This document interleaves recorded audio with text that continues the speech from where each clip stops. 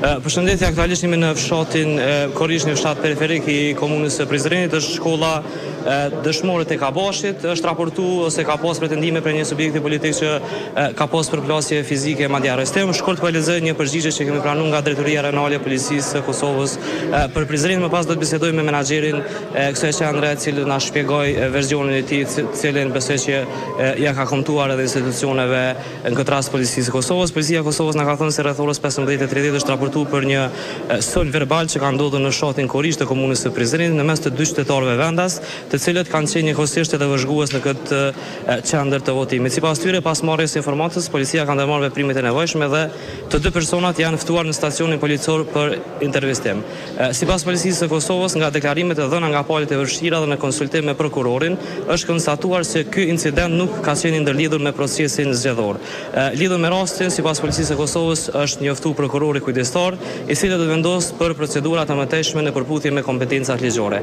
Ne kemi kontaktuar me kryeprokurorin e Prizrenit, Petrit Kryziun, i cili na ka thënë se me gjas ky rast do të procedohet për qendër, pra do të marrim informacione zyrtare. Sipas Policisë së Kosovës, pra incidenti ka ndodhur ndërmjet dy vëzhguesve, të cilët janë fjalosur, nuk janë rrahur, nuk janë goditur fizikisht dhe nuk ka pasur ose nuk është ndërlidhur me procesin e zgjedhjeve. Do të flasim me menaxherin e kësaj shkolle ose qendre të votimit, zotëri Ilir Xhaferi. Zot Xhaferi, çka ndodhi, cilat informacione që keni kur ka ndodhur rasti ku ishit, cili është versioni juaj?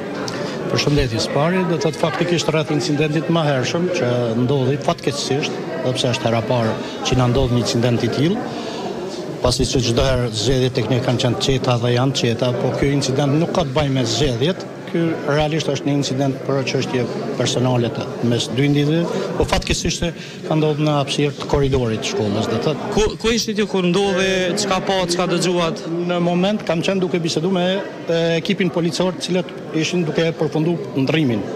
Faktikisht edhe pritnin ndrrimin kur informacioni erdhi, do thotë.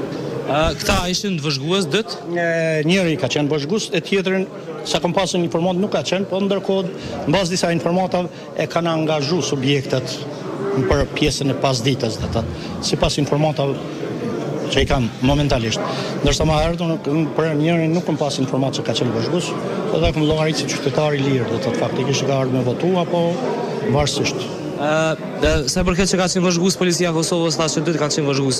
A keni pa diçka, ka pas përplasje fizike edhe këta dy vëzhgues?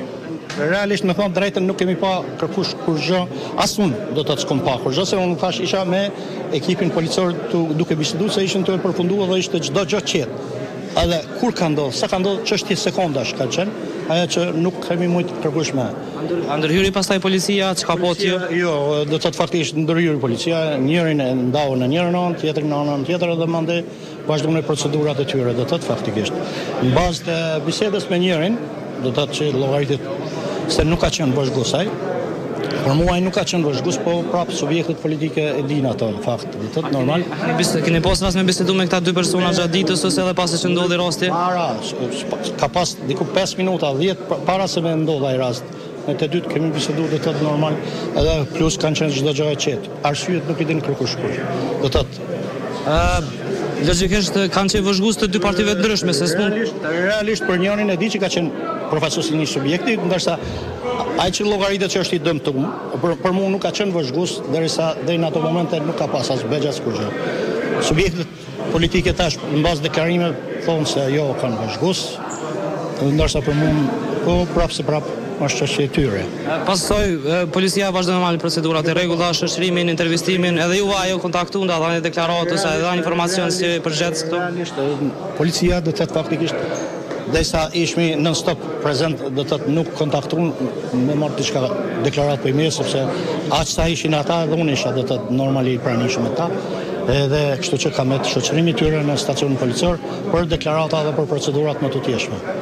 Përpos këtij incidenti ose çdo shqetësohet diçka tjetër, procesi tani ka vazhduar normalisht prej mëngjesit edhe prej atij momenti. Procesi i votimit ka qenë nga mëngjesi deri në këtë momente pa asnjë problem. Asnjë problem, do të thotë rreth procesit të votimit s'ka asnjë problem. Në rregull, ju falenderoj dhe ju uroj punë të bërë. Faleminderit shumë edhe ju këndbalë. Faleminderit shumë. Atëherë informacionet janë këto. Policia e Kosovës na tha se ka pas përplasje verbale, janë intervistuar të 2 personat.